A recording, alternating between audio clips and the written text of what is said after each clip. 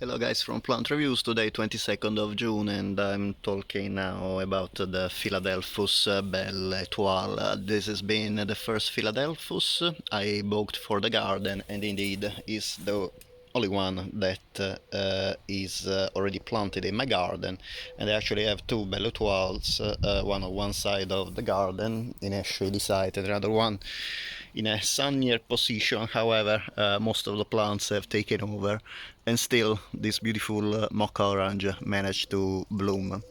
The Belle Etoile is a variety, a cultivar that has been selected by Victor Lemoine in France, just after the famous Philadelphus cross Lemone. There is a cross between Philadelphus microphyllus and Philadelphus coronarius. The Belle Etoile is distinguished by the Lemone because of the size of the flowers and of the leaves. You can see actually the flowers are at least 4-5 centimeters in diameter, still 4 petals, and the leaves also are huge. They are between 4 and 8 centimeters in length and about 4 centimeters in diameter, between 3 and 4 centimeter in width, not in diameter. The flowers are also peculiar because they are white with usually a bright purple spot. I guess, however, that this purple spot that both my plants showed last year is more evident in sunny conditions, because as you can see, you can barely see the purple at the base of the plant, of the petals. You see this very light purple hue. Well, last year was very dark maroon, so I guess that in the shade the purple doesn't really develop. The purple is inherited by by supposedly one of the parents of this plant. It seems that Victor Lemoine crossed the Philadelphus cross Lemoine with another Philadelphus, the Philadelphus back then known as Philadelphus colteri, now called Philadelphus mexicanus, in the variety Rose syringa. The Philadelphus mexicanus is a species that I have with a cultivar, the Mexican Jewel, that is the only Philadelphus that smells basically like a candy, like a bubble gum. This one has a beautiful scent, but it's still a kind of citrusy that I honestly prefer over the candy like scent of the Philadelphus Mexicanus, Mexican Jewel. However, this is obviously I love the Mexican Jewel as a scent, but I think I prefer the citrus. I definitely prefer the citrusy fragrances over the candy, but it's nice to change every now and then. The Philadelphus Belle Etoile usually produces incredible amount of flowers and blooms profusely between June and July. Obviously, in a sunny site, you can appreciate it much better. I'll show you how badly I positioned the plant that is completely surrounded by honeysuckles, lilies, and clematises as well, that at the moment are not in bloom, and still, as you can see, the plant managed still to bloom. However, this plant is producing lots of branches, and these are the new growths that next year will flower, and you can see how many new branches I have.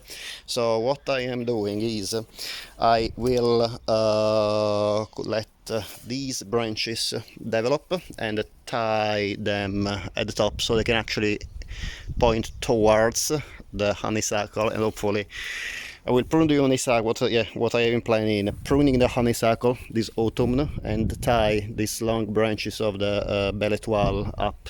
So when they will reach the top of the honeysuckle, will be above the honeysuckle. My plan is the top branches will bloom profusely, in June and July, together with the Haliana honeysuckle. So we'll have a wonderful citrusy scent, a beautiful fragrance spreading around the garden. As you can see, I don't have many flowers at the moment, so I hope to update you next year with a much better profuse blooming. Still, I'm glad that even in almost complete shade, the plant still managed to bloom. I will obviously prune in autumn as well here the area, especially from the passion flower that has obviously taken over. I tried 3 times to get rid of it and has been never successful. So I will try hopefully next year. About the Belle Etoile, this plant is a typical mock orange cultivation and habits. This is a deciduous plant, therefore from late autumn to early spring it has bare stems, but produces this particular variety a beautiful foliage, as you can see, really nicely green, bright green, and with the very big leaves. The plant, as I said, blooms profusely between June and July, and the flowers are, as I said, pure white with a maroon center that you can barely see this year. I count that next year I will show you the more typical aspect of the blooms. Size-wise, the plant grows about 2 meters in height and about 1.5 meters in width. Obviously, varies according to how you prune the mock orange, but this is the usual size for the Belle Etoile. The scent is what is really the mock orange is cultivated for, and it is, as I said, in this cultivar, it is citrusy. In my opinion, the Belle Etoile smells stronger than the Lemoine. However, I read that the Lemon is supposed to smell stronger than the Belle Etoile. So I'm not too sure. Possibly, it might even obviously depends by the cultivation conditions as well. However, when I last year when I bought the Belle Etoile, there were also the Lemoine and the Virginalis in bloom, and definitely the Belle Etoile was the strongest and the best scent of the mock oranges. The citrus note is stronger than the sweet notes in this particular mock orange, in my opinion, and that's what made me buy 2 plants of the same variety, and it is absolutely gorgeous. This is probably my favorite of the mock oranges.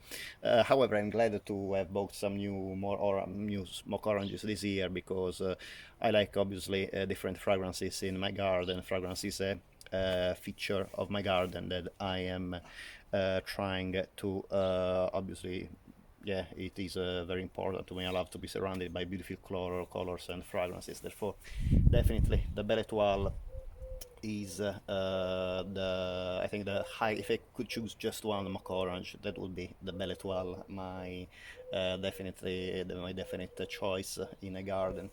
As you can see, it matches very well with the bright green foliage. Actually, quite dark in comparison to other plants, but as I said, might be just because it's in a shady area.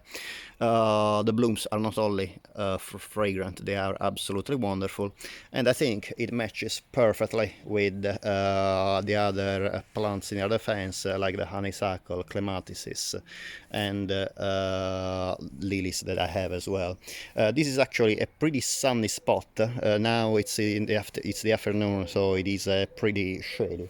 But as you can see, the overall combination, I think, gives a very nice effect of colors. In particular, in this area, you have the burgundy of this Asian lily matching with the white and the burgundy of this either Asian lily, as well as the white of the mock orange and the white and yellow of the Haliana honeysuckle. I think gives a very elegant effect, and I also have the red pink of the Astilbe, coming up now. So I think this is also one corner of my garden that really it is elegant, fragrant, even if not very colorful at the moment, but definitely I love this part of the garden at the moment. What I hope next year is that the mock orange will develop even more new branches, and actually, as you can see, is developing some new branches here as well. So I will tie the branches this way in order to cover the fence as well, and hoping in even more flowers next year. So this part of bare fence will be fully covered, and my plan is for next year to have a fully bloomed fence between honeysuckle and mock orange around June and July. I hope you enjoyed the video. If you would like to support my channel, it would be great if you can please subscribe, and I hope to see you next time.